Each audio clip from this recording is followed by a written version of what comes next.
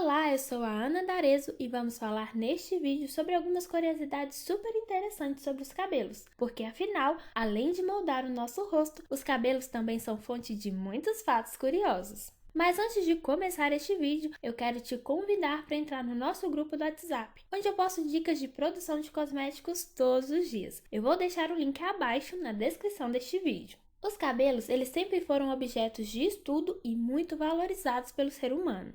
Para se ter uma ideia, no ano de 1875 foi publicado o livro Papiros de Hermes, onde há narrativas da medicina egípcia em que estão descritas as patologias capilares, ou seja, os cabelos já eram estudados desde aproximadamente 3.000 anos antes de Cristo. E desde a antiguidade, os calvos, como Júlio César, aquele imperador romano, passavam horas arrumando os cabelos de trás para frente no intuito de disfarçar a calvície. O tratamento capilar para poder conter a queda dos cabelos é descrito há alguns milênios, com muitas porções milagrosas com mistura desde vegetais e minerais até excrementos de animais e ungüentos. Apesar de nojento o método de tratamento para a calvície da antiguidade, nunca imaginaríamos a variedade de maneiras pelas quais os cabelos seriam desafiados ao longo da história em nome da beleza. Ainda na antiguidade, para poder conseguir que os cabelos ficassem temporariamente ondulados, as mulheres egípcias e romanas aplicavam neles uma mistura de argila e água. Em seguida, elas enrolavam mechas de cabelo em rolinhos de madeira e ficavam sob o sol, até que a pasta de argila secasse. No calor escaldante do Egito, as mulheres normalmente usavam os cabelos presos no alto da cabeça e, em ocasiões especiais, perucas pretas adornadas com grampos de marfim ou ornamentos de ouro. Entre as gregas e romanas, predominavam os cabelos loiros e frisados, coloridos com rena, e nas classes mais altas, estes eram salpicados com ouro em pó ou modelados com artefatos de ferro. As romanas ainda tingiam os cabelos com sabão amarelo ou usavam perucas loiras, feitas com cabelos de escravos bárbaros. Durante a Renascença do século XV, no período medieval, era comum arrancar os fios da frente da cabeça para poder passar a impressão de uma fronte maior, aparência que era, na época, apreciada. Ainda no período medieval, no século XVI, seguindo o estilo da Rainha Elizabeth I, a moda era ostentar rostos pálidos com muito pó de arroz e perucas vermelhas. No século XVIII, as perucas se tornavam cada vez mais elaboradas. Para fazer com que o penteado tivesse grande volume, gaiolas eram usadas como molduras. Para poder sustentar os extravagantes penteados da época, as misturas levavam até dejetos de andorinhas. As cabeças se transformavam em alegorias, com criações que remetiam a mini-jardins. Já por baixo das perucas, os cabelos geralmente eram mantidos curtos e sujos. Após a Revolução Francesa, no século XIX, o luxo saiu de moda e os cortes se voltaram ao estilo greco-romano, tanto para os homens quanto para as mulheres, e o volume era muito valorizado. Uma das mudanças mais importantes ocorreu no final do século, em 1875, com a invenção por parte do cabeleireiro Marcel de um método para manter as ondas no cabelo por mais tempo, usando ferro quente. Com a Primeira Guerra Mundial, a sociedade muda e os cabelos também. Os comprimentos diminuem e os penteados ficam menos enfeitados. Em 1920, Coco Chanel corta os cabelos curtos e lança a moda no formato reto com franja. Já na década de 40, os cabelos continuam curtos, mas mais ondulados, e áreas de romantismo tomam conta dos penteados, com cachos inspirados nas estrelas de Hollywood. No entanto, com a Segunda Guerra Mundial, muitas mulheres tiveram de trabalhar fora, e a palavra de ordem era praticidade. Bobs de plástico e cremes eram usados para poder manter, sem muito esforço, os fios em ordem. Turbantes também eram comuns entre as mulheres, assim como o uso de redes no cabelo. As mulheres usavam no trabalho e voltavam com elas para casa. Com a popularidade, a classe rica passou a usar rede no cabelo também. Com o fim da guerra e a ascensão da indústria de cosméticos, na década de 50, as mulheres passaram a dedicar mais tempo para poder cuidar da aparência, e os cabeleireiros se tornaram indispensáveis para poder imitar o glamour de nomes que eram referência de estilos como Doris Day. Produtos para modelar, tingir e fixar os cabelos ao estilo capacete também se popularizaram. Na década de 60, o laque garantia cabelos com muito volume e no alto da cabeça, além do famoso coque banana. Para conseguir o estilo dominante da época, valia apelar para esponjas de aço e receitas que esculpiam e fixavam o penteado, como cerveja com açúcar. Com o crescente ingresso de mulheres no mercado de trabalho, muitas passaram a adotar um estilo mais prático, com penteados simples e cabelos curtos, sempre contando com o spray. O estilo Beatles, arredondado e liso, foi copiado em diversas versões e ficou conhecido como capacetinho. Outras, principalmente as mais jovens, aderiram ao rabo de cavalo. Na década de 70, ganhou força o conceito de naturalidade, com cabelos soltos e longos, e os hippies adotam um look conhecido, cabelos longos, com flores ou fitas para enfeitar. Nesse período, ainda se destacam os estilos dos movimentos Black Power e, no final da década, o visual do movimento punk, com cabelos com estilo moicano e cores fortes. Nos anos 80, o prático e bem comportado penteado da Lady Di fazia sucesso, ao mesmo tempo em que a liberdade para realizar maiores mudanças nos cabelos tinha como ícone a cantora Madonna, que mudava a cor e o estilo dos cabelos constantemente. A década ainda é lembrada pelos cabelos curtos, modelados com muito gel, glitter e efeito molhado. Nos anos 90, finalizadores à base de silicone e outros produtos para pentear garantem cabelos extremamente lisos, cacheados ou cuidadosamente desarrumados. E hoje em dia não existe mais nenhum parâmetro para o estilo de cabelo, como vimos, por exemplo, nas décadas de 60 ou mesmo na década de 80. Hoje, qualquer corte ou modelo usado tanto para homens quanto para mulheres é socialmente aceito e pode ser mudado na próxima ida ao salão. Mas vaidade à parte, além dos fatos básicos de estética e higiene, o cabelo também pode dizer de onde a gente vem, o que comemos, além de mostrar maus hábitos e prever doenças.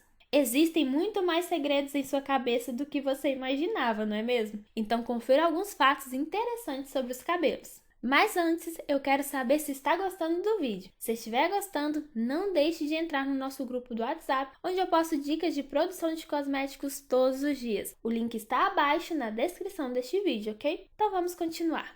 O fio de cabelo, ele cresce em média 0,3 a 0,5 milímetros por dia, 1,5 centímetros por mês e de 12 a 15 centímetros por ano. O ser humano possui em média 100 a 150 mil fios de cabelo.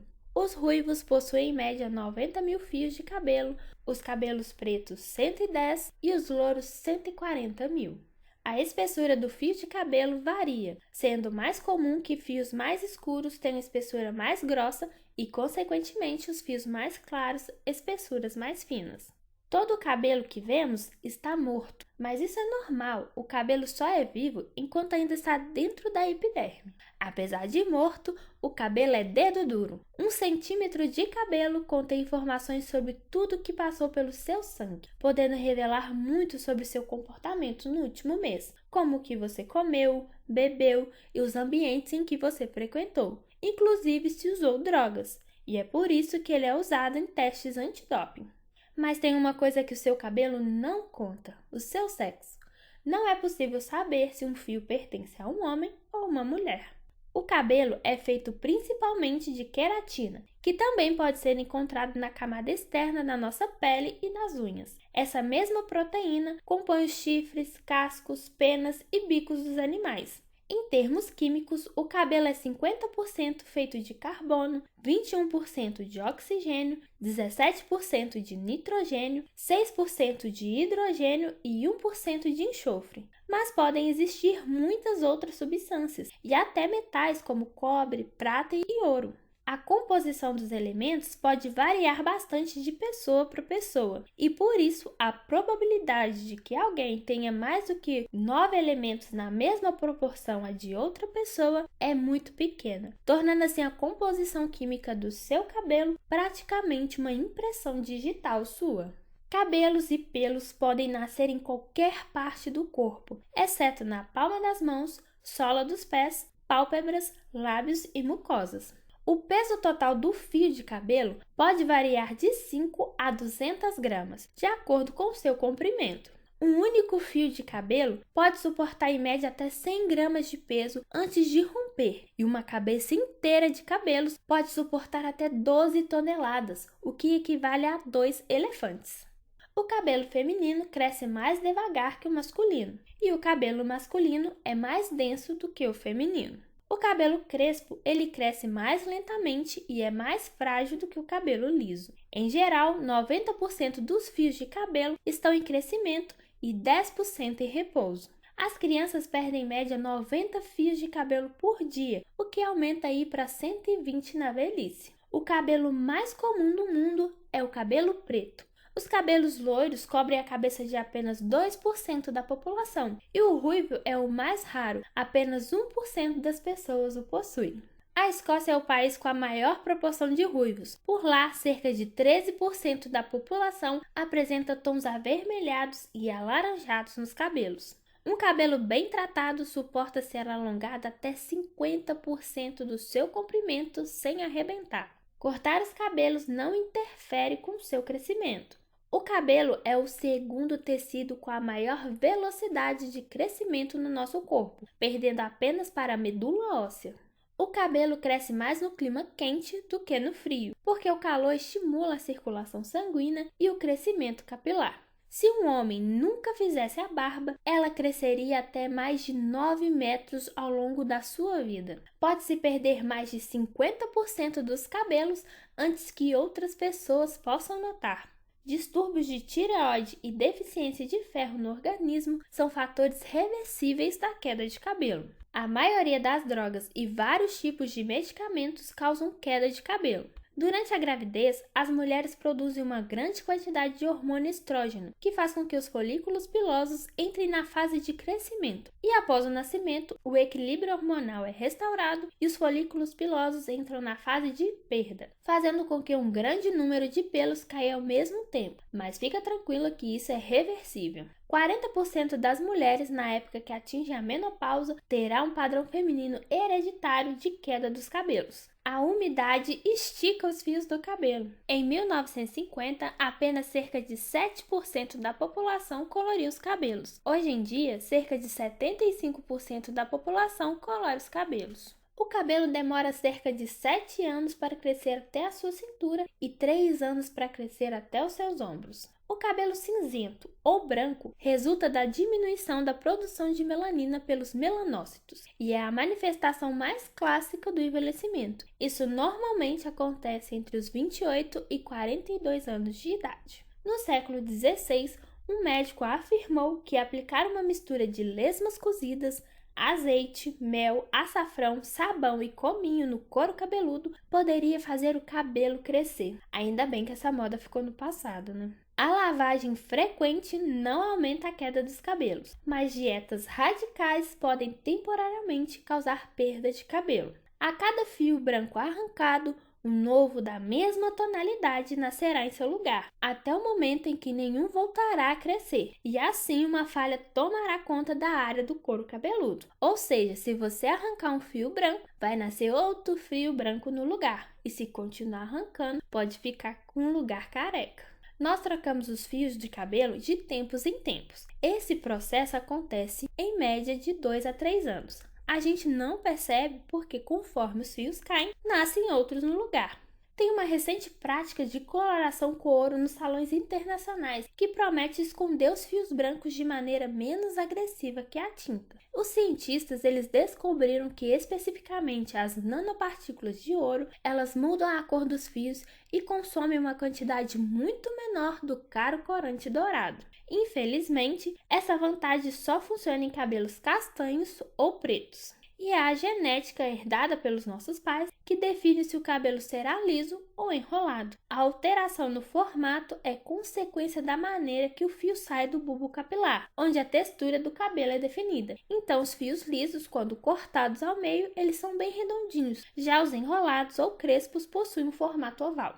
Então é isso. O intuito desse vídeo foi informar e entreter. Espero que tenha gostado e se divertido com as curiosidades sobre os cabelos. Não deixe de curtir e de se inscrever no canal. E não se esqueça de entrar no nosso grupo do WhatsApp de dicas de produção de cosméticos. O link está na descrição desse vídeo. Um abraço e até o próximo vídeo!